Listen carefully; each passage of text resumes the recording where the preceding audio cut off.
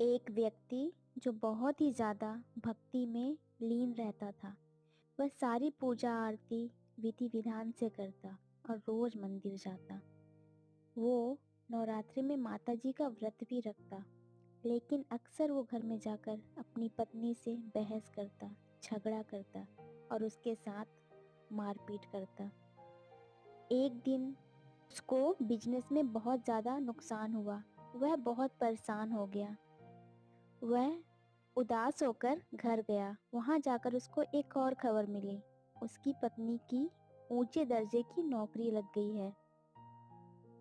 एक तरफ वो पूरा जीरो में आ गया था। उसको कुछ समझ ही नहीं आ रहा था कि उसके साथ इतना बुरा कैसे हुआ।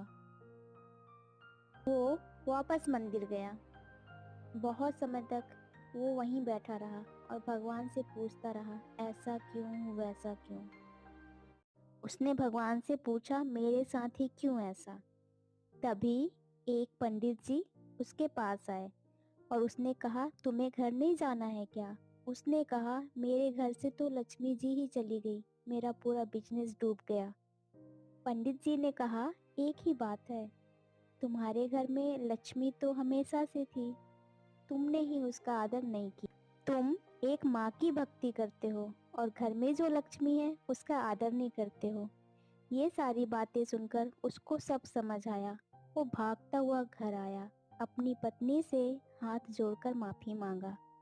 उसके बाद वो अपनी पत्नी के साथ बहुत अच्छे से रहने लग गया और धीरे धीरे उसका बिजनेस भी बहुत अच्छा हो गया और उसके सारे काम बनते चले गए।